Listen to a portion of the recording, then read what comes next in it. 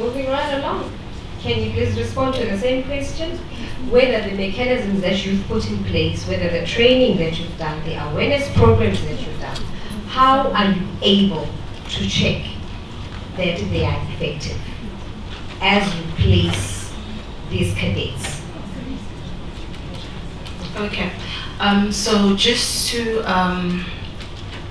speak on that, I would say that part of our monitoring and evaluation process that we do every year annually, we do conduct interviews with our project beneficiaries just to gain an insight of if everything is still in order and if the program is still going accordingly.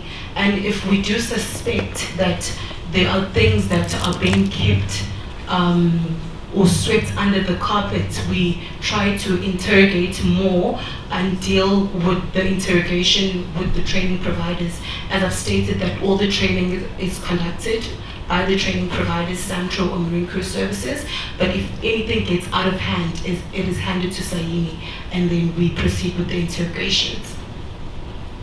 All right. No, thank you very much. As I stated earlier, the representation I have here in the front are actually the biggest employers of seafarers, right? So, that being the case, especially after the session we had in the morning, where people were speaking about their own experiences, and many of us were shuddering in our seats of what we've actually heard. And there seems to be a common theme that is running through. Have you, as companies, ever collaborated, or is there a plan to deal especially with the common issues that have been raised today? Or is this maybe, since it's the first seminar that we are having, the inaugural, yes, that's the correct word, GBV seminar, let's see.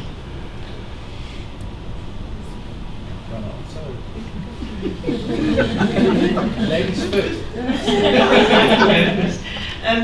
Yes, I must say that we've been trying our best to get the conversation going, like I've said before, but we also realize that, if we have sessions with our crew on board and everybody is around, people don't always feel safe to speak up in front of everyone. So we have individual sessions. We've recently, with our group of cadets, also had additional training where we provide them with a specific conflict management, how to deal with situations of conflict on board, the correct reporting lines, what they need to do if they feel that they're in a situation where they are not feel safe, where we get third parties that present these courses to our cadets to teach them the right tools of how to deal with situations while they're on board, and also how to address these issues with us as employers ashore, and what to do if they not feel safe. If they cannot trust somebody on board, what is the first step that you need to take? If perhaps the person that is the perpetrator is a person that's in command or in a position of power, how do you deal with that? Who's the right people to contact in the office? There's designated people in the office that they may contact directly in a case like that, so that they have free access to certain people in positions of management ashore. Okay, maybe I'll ask this question again in another way. As shipping, as big employers in this country, have you ever sat together to address the common issues that have been coming up over and over again, either directly or indirectly?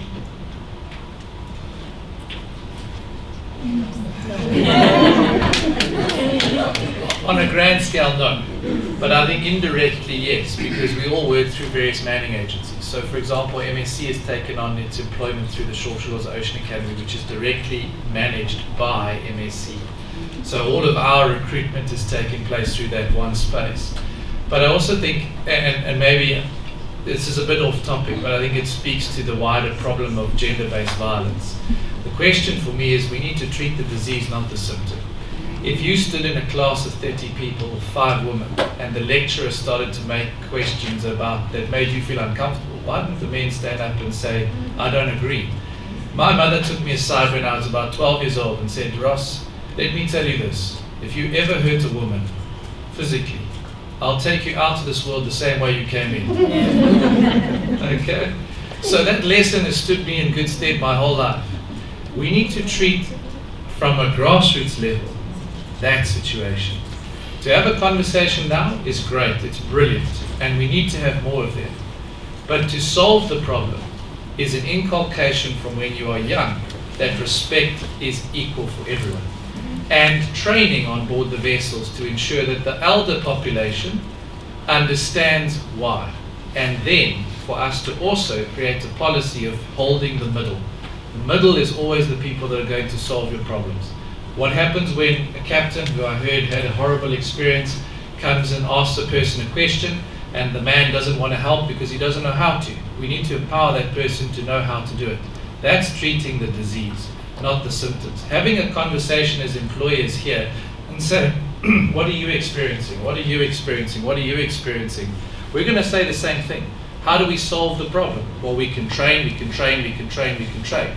But we have to start at source in terms of how that happens. So in the context of your question that you raised earlier, how many women in the class? 5. Okay, if I'm sitting in that class and I don't agree with what the lecturer is saying because I feel it's prejudicial to you as a woman, I should be standing up and saying I disagree. And I should be stating that I disagree, because that's creating equality. That's creating the respect that we deserve in society. So I think we also need to take a look at having the conversation is great, and doing something like this is fantastic. But we've got to do something more at a grassroots level to grow that through the process. We've got to make sure that we inculcate that behavior in our population, our society at large, and our seafarers. No, thank you very much.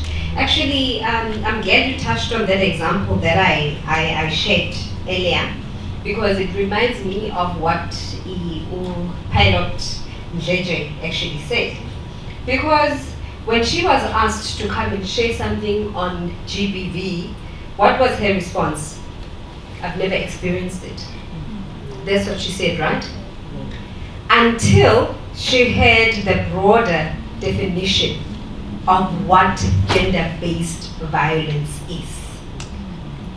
Only then she realized that, no, only then I realized that, no, actually, what Captain so-and-so was saying is actually not normal. This is not how it should be. This is not the kind of speech that I should be receiving from a lecturer. I'm from high school. I want to learn about how to navigate a ship. I want to learn about I want to learn about naval architecture, all the things that we struggle with in the classroom. But instead, you are called certain names that I may not be able to say here. But because this is the language, and then you are told that no, actually you are being inducted, so that when you get to see, you are not in shock, because this is how it is. It's normal. So what I'm hearing from you then, as the companies who are based in this country, is that the primary thing, the most important thing, is to train, to have workshops. And when we train, we are not only training males, and we are not only training females, but it is combined, where each and every individual that is trained understands what is normal and what is not normal. Because you cannot say that if I go to Woolworths today to buy this suit, for example, that I'm wearing, I go to the woman's section, right? That's where I go, and I know a woman's size 34 is like this. It's made in a particular way so that it can fit all the other things that are bulging from my body, right? That a man would not have. But When I'm assigned to a vessel and I'm given a boiler suit, it's the same cut. Right? So it means, as you are saying, that the training, we need to go to the root and see how we can be able to accommodate everybody. So I'm going to be quite nice today. I'm not sure how much time I've got left. Oh, I've got 5 minutes left. Hey, is it because I'm short? Okay. Yeah, no. What I want to do, you've heard the response. You've heard the responses from our employers. Is there somebody with a burning remark or a burning question? Or are we scared to speak up because we know where our bread is buttered? Yes, ma'am. No, thank you very much. From what we heard in the morning and what we're hearing now, one can probably come to one conclusion that there is a company culture that has policies and everything, training, but there is another on board the vessel culture that has everything that was said in the morning by the very same people. I've also listened carefully.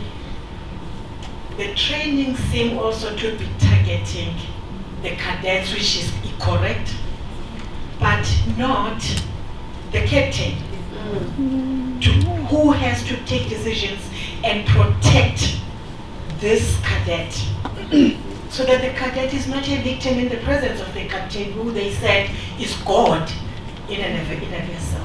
So I've not heard that to say we also are targeting, particularly in a country such as South Africa, where gender-based violence is really rife, to say we have decided as shipping companies to ensure that our captains are responsible, so that if anything is the first to respond. So I've not heard that presentation. I'm not saying it's not happening, but I think it's something that we can actually strengthen if it is not happening. So the training is for victims, but also for perpetrators. Thank you. Yeah. Isn't it amazing that the onus is always on the victim to prove that I have been violated? The perpetrator can just say, no, I didn't do it. No, I just found myself next to your bed. I don't know how I got here. Right? Sorry, just to speak to this specific point. So, I mean, I was privy to training we had a week ago that was from my office through to the captain, all the senior officers on board, talking and discussing about South Africa in particular and what the cultural diversities are and how the vessel needs to respond to various cultural differences amongst crew and ourselves, because we onboarded a couple of hundred South Africans.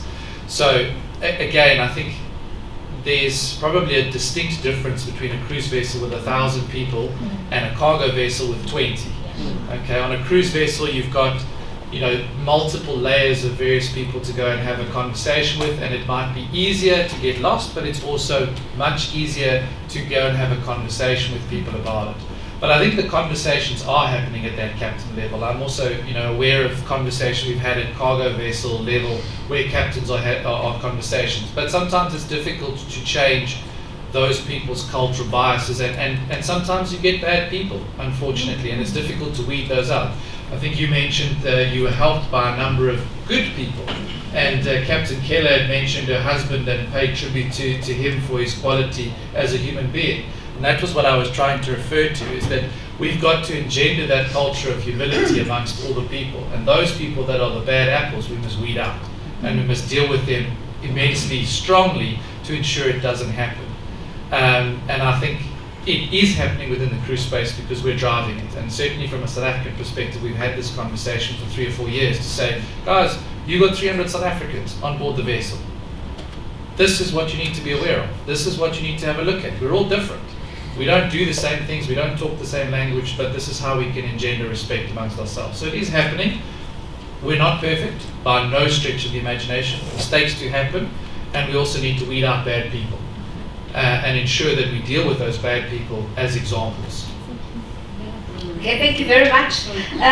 Not that I'm picking on you, but when TNPA presented, they spoke of the EAP program, which I believe that you are responsible for. Do you have a few words to say about that?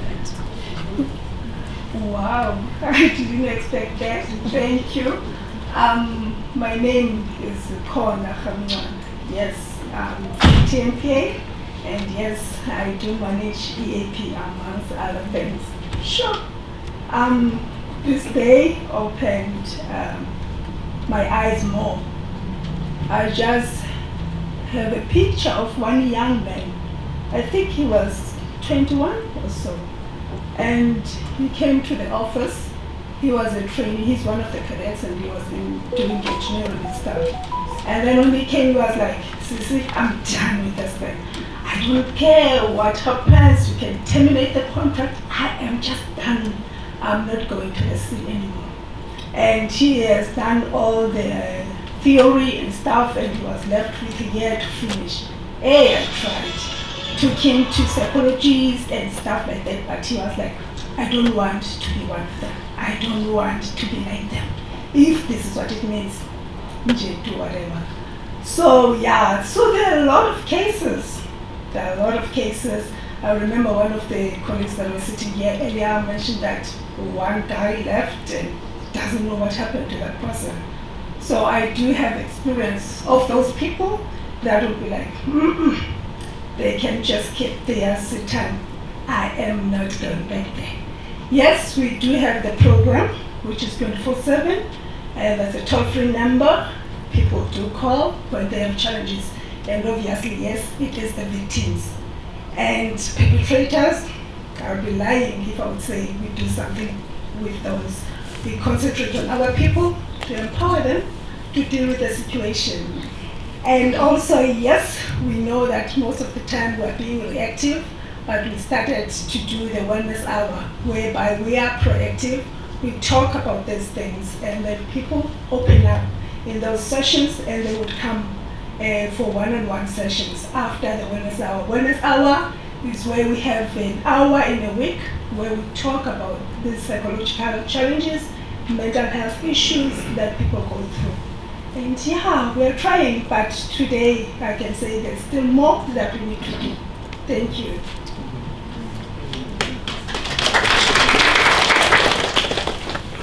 No, thank you so much for that. What I'm getting out of this is that going forward, we actually still need to go back to the drawing board. We need to sit. Employers, employees, and government, so that we are able to find solutions and be able to deal with this sketch. We cannot turn a blind eye. We cannot pretend as if it's not happening. Some of us left the sea only with the officer of the watch certificate. We could have stayed longer, but the conditions did not allow us to stay on board. I thought, you know what, I might as well go home and eat my beans and my pap. It's okay. I don't need the dollars.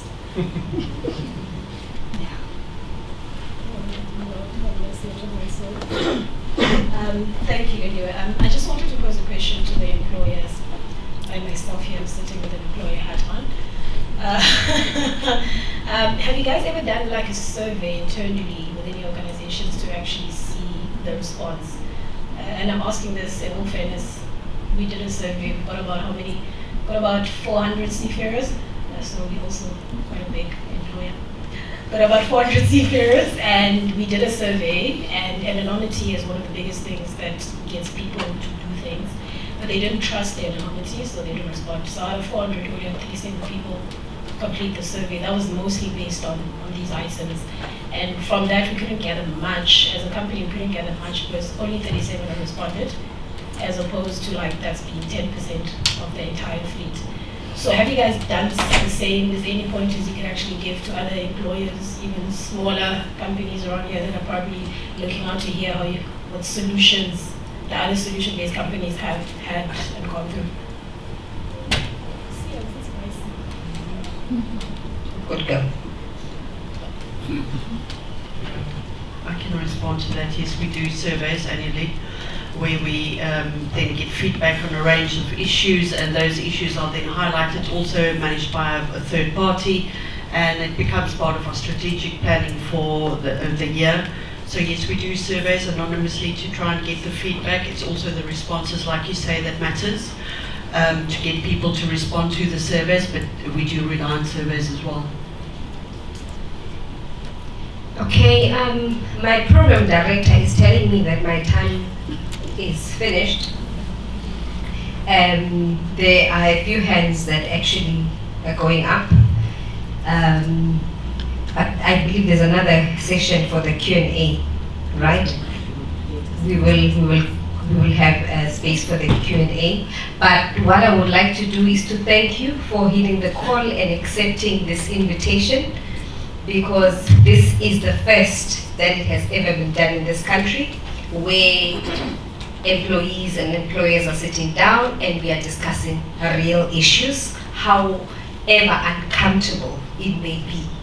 And that's the only way we'll be able to find solutions. And as it is now, we are not yet pointing fingers to anybody, because it seems like we all need to start from the drawing board and see how we can look at these policies that we claim to have.